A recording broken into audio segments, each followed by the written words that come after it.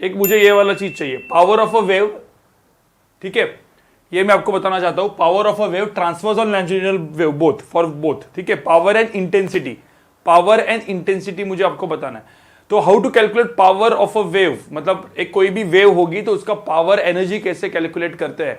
अब मुझे एक बात बताओ गाइस, सबने एसएचएम पढ़ा है, सबने एसएचएम पढ़ा हुआ है, नहीं? एसएचएम में टोटल एनर्जी क्या होती है? जब पार्टिकल जब एसएचएम करते हैं, आगे पीछे जाता है, तो उसकी एनर्जी क्या होती है? Kinetic energy plus potential energy, दोनों का कॉम्बिनेशन। और वो हमेशा वो जो एनर्जी होती है वो कांस्टेंट होती है, याद है कि नहीं है? वो कांस्टेंट होती है। और वो एनर्जी की वैल्यू कितनी होती है, मतलब टोटल एनर्जी, कोई भी अभी मैं ट्रांसवर्स वेव लिखता हूं, ये ट्रांसवर्स वेव करता हूं, ठीक है, ये ट्रांसवर्स वेव है गाइस। अब ये सेम चीज जो ट्रांसवर्स वेव के लिए वैलिड है, वो सेम चीज साउंड वेव के लिए भी वैलिड ही होगी, ठीक है। क्यों? क्योंकि साउंड वेव में से पार्टिकल ऐसे ऐसे डिस्प्लेस करेगा, ट्रांसवर्स वेव में से वैसे ऐसे करेगा, बाकी सब कुछ सेम होगा, ठीक है। अब मुझे बताओ, यहां पे ट्रांसवर्स वेव में कोई भी एक पार्टिकल लो, कोई भी एक छोटा पार्टिकल लो, लेट्स से डीएम मास का एक पार्टिकल है, और टोटल इसका जो एम्पलीट्यूड है, देखो इसका एम्पलीट्यूड कितना होगा? ए नॉट होगा ना, इसका एम्पलीट्यूड तो ए होगा। तो मुझे तो इस डीएम मास का जो पार्टिकल है, इसकी एनर्जी कितनी होगी? जो ये ऐसे ऐसे जो ऑसिलेट कर रहा होगा एम्पलीट्यूड ए से, तो इसकी एनर्जी कितनी होगी? तो इसकी जो टोटल एनर्जी होगी वो कितनी होगी? हाफ इंटू डीएम, ठीक है, क्या होती है? इंटू क्या? ए स्क्वायर ओमेगा स्क्वायर। याद है कि नहीं है भाई? किसी को याद है कि नहीं है? ओमेगा स्क्वायर ए स्क्वायर लिखता हूं मैं, एक मिनट उल्टा कर लेता हूं, क्योंकि हाफ, ठीक है, डीएम ओमेगा स्क्वायर ए स्क्वायर। क्यों? क्योंकि ये जो पार्टिकल का जो एम्पलीट्यूड, जिस एम्पलीट्यूड से पार्टिकल आगे पीछे होने वाला है, उसका एम्पलीट्यूड तो ए दिया हुआ है, ठीक है, उसका एम्पलीट्यूड ए दिया हुआ है। तो इसकी जो एनर्जी होगी, वो एनर्जी कितनी होगी गाइस? इसकी एनर्जी कितनी होगी इस पार्टिकल की? इतनी होगी। अब मुझे बताओ, जब ये साउंड वेव ट्रेवल होता है तो इन पर्टिकुलर टाइम टी में कितने सारे पार्टिकल्स होते हैं? कितने सारे पार्टिकल्स होते हैं? ऐसे डीएम डीएम डीएम डीएम सबको अपन, ये जो है ना स्ट्रिंग, ऐसे स्ट्रिंग, ये एक स्ट्रिंग है ऐसे, तो स्ट्रिंग में टोटल जो मास होगा वो तो एम होगा ना स्ट्रिंग का। लेकिन अब मुझे जैसे ऐसा पकड़ लेते हैं, मतलब कि ये स्ट्रिंग का वेलोसिटी v है। देखो यहां पे गाइस, सब लोग यहां पे देखो, स्ट्रिंग का वेलोसिटी v है, सॉरी स्ट्रिंग वेव का वेलोसिटी v है, ट्रांसवर्स वेव का जो वेलोसिटी v है। तो मुझे बताओ टाइम t में ये कितना डिस्टेंस ट्रेवल करेगा? तो ये लेंथ कितनी हो जाएगी? ये लेंथ कितनी हो जाएगी? इस लेंथ की वैल्यू में क्या लूंगा? v इंटू टी करूंगा।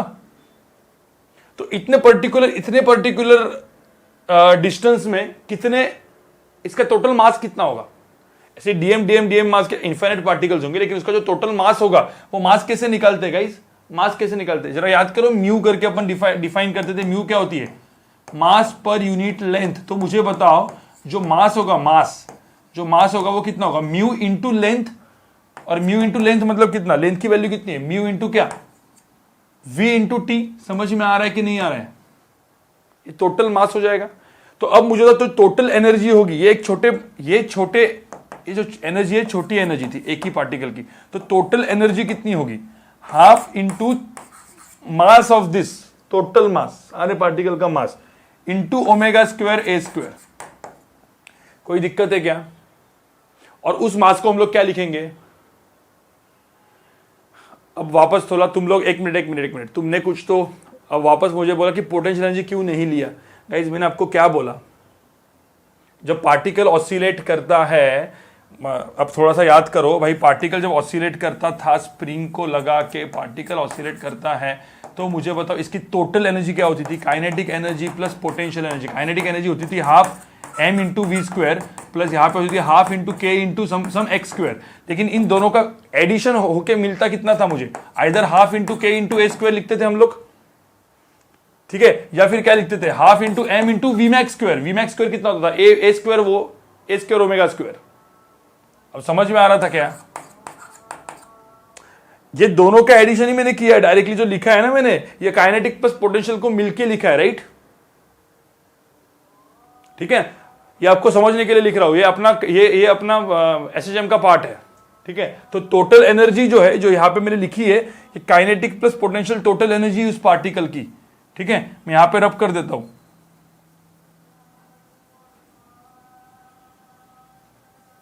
ठीक है।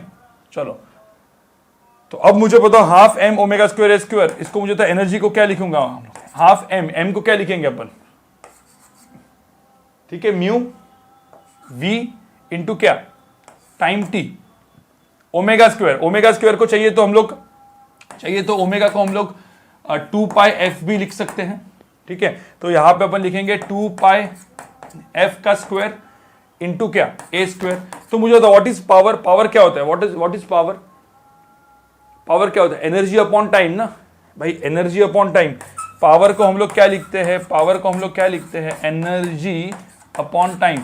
तो इस टाइम को टी यहां पे लेके जाओ और ये 2 पाई स्क्वायर, तो इधर ऊपर 4 2, तो यहां पे आंसर क्या आएगा, देखो जो मैं लिख रहा हूं डायरेक्टली आप लिख सकते हो 2 पाई स्क्वायर, ठीक है। इसके बाद क्या होगा यहाँ पे म्यू वी, ठीक है, एफ स्क्वायर इंटू ए स्क्वायर। देखो यहाँ पे यही तो आया, बहुत घटिया सा ऐसा कुछ फॉर्मूला दिख रहा है यहाँ पे। कुछ जगह पे एफ के जगह एन आएगा, मतलब वो वाला सिंबल, या म्यू ऐसे आएगा, फ्रीक्वेंसी वाला सिंबल तो अलग अलग हो सकता है, आपको पता है। तो ये बेसिकली क्या था मेरा, ये जो मैंने यहाँ पे लिखा है ये मेरा पावर का पावर। तो मुझे होता है जो पावर होती है guys, power of any transverse wave depends upon क्या, फ्रीक्वेंसी का स्क्वायर एंड एम्पलीट्यूड का स्क्वायर। तो गाइस ध्यान में रखना, पावर जो होती है, पावर इज प्रोपोर्शनल टू क्या, amplitude square and frequency square. यही तो समझ में है ना आपको, यहां से समझ में आ रहा है क्या, this is what, total energy of one particle doing SHM, one particle doing SHM, ठीक है। इसमें तो ऐसे नंबर ऑफ पार्टिकल्स के लिए, डीएम के लिए क्या किया मैंने, टोटल एनर्जी क्या होगी, डीएम के जगह में क्या डाल दिया, मास एम डाल दिया फिर। और वो मास कैसे निकाला अपन ने, इस तरफ से निकाला, समझ में आ रहा है क्या, ये मास ऐसे निकाला। अब इंटेंसिटी ऑफ द वेव क्या होगा, अब पावर ऑफ द वेव तो समझ में आ गया, इंटेंसिटी ऑफ द वेव क्या होगा। अब पावर को मैं वैसा का वैसा लिखता हूं, 2 पाई स्क्वायर क्या था, म्यू वी, ठीक है, ए स्क्वायर एफ स्क्वायर, ठीक है, ए स्क्वायर इंटू एफ स्क्वायर। अब कभी कभी यार ये फॉर्मूला याद रखना रहता है, मतलब लेकिन नीट वालों के लिए याद रखना रहता है। पावर का ये फॉर्मूला था। अब एक में व्हाट इज इंटेंसिटी, कोई बोल सकता है कि इंटेंसिटी क्या होती है। इंटेंसिटी जो होती है, देखो इंटेंसिटी जो होती है, वर्ड भी अभी बहुत सारा आते रहेगा अपने को। इंटेंसिटी हमेशा होती है पावर पर यूनिट एरिया, ठीक है, या कभी कभी उसको ऐसा भी बोला जाता है, power is energy upon time, energy per unit time per unit area, ऐसा भी बोलते हैं, energy per unit time per unit area, ऐसा भी बोलते हैं, ठीक है। अब मैंने आपको एक सिंपल सी चीज बोली थी, इस म्यू को और एक फॉर्म में लिखा जाता है, म्यू को हम लोग और एक फॉर्म में लिखा जाता है, म्यू इज इक्वल टू क्या, डेंसिटी इंटू क्या, एरिया, याद है। ये क्या होता है, वॉल्यूम डेंसिटी होती है, इसको हम लोग डेंसिटी बोलते हैं, तो डेंसिटी इंटू एरिया हो जाता है म्यू, ठीक है। और मैंने एस को यहां पे, एरिया को एस सिंबल क्यों यूज किया है, क्योंकि एम्पलीट्यूड के लिए ए यूज करते हैं, तो एरिया को भी ए यूज नहीं कर सकते, कंफ्यूज हो जाएंगे, ठीक है। तो ध्यान में रखना। फिर पावर को मैंने यहां पे ऐसा पकड़ लेते हैं 2 पाई स्क्वायर, अब म्यू के जगह मैंने डेंसिटी इंटू एस कर दिया, ठीक है।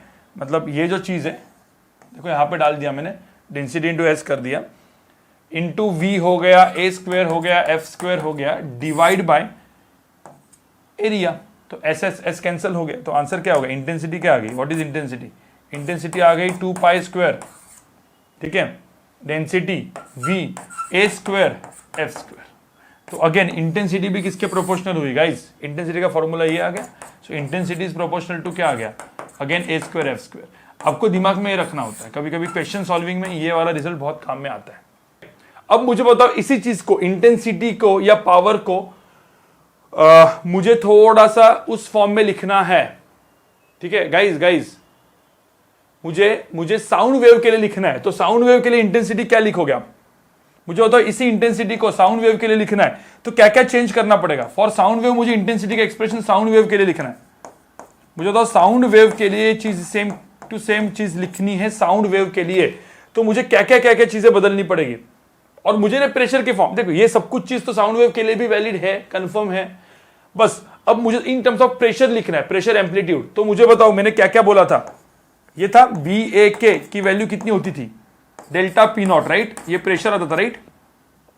तो यहां पे एम्पलीट्यूड की जगह क्या डालेंगे, ये डालेंगे। और एक चीज जो वेलोसिटी है, वेलोसिटी साउंड में वेलोसिटी क्या होती है, अंडर रूट ऑफ क्या, bulk modulus divide by density. तो मुझे बताओ ये दो टर्म्स को मैं सपोज यहां पे सब्स्टिट्यूट करूं इसमें, तो मुझे इंटेंसिटी इन टर्म्स ऑफ क्या आएगी, साउंड वेव का भी इंटेंसिटी आएगा। ठीक है, ये आप करके देख लो और आपका डायरेक्टली आंसर आना चाहिए। देखो यहां पे इसमें आना चाहिए delta p not square divide by 2 rho v, ये आना चाहिए आंसर। इंटेंसिटी साउंड वेव के लिए in terms of pressure amplitude, in terms of pressure amplitude मैंने लिखा है। ये अलग अलग फॉर्म में आप लिख सकते हो भाई, जरा बहुत सारे फॉर्म्स होंगे, बहुत सारे फॉर्म होंगे। ये मैंने एक फॉर्म आपको लिखा है intensity in terms of pressure amplitude का, delta p not square divide by 2 rho we.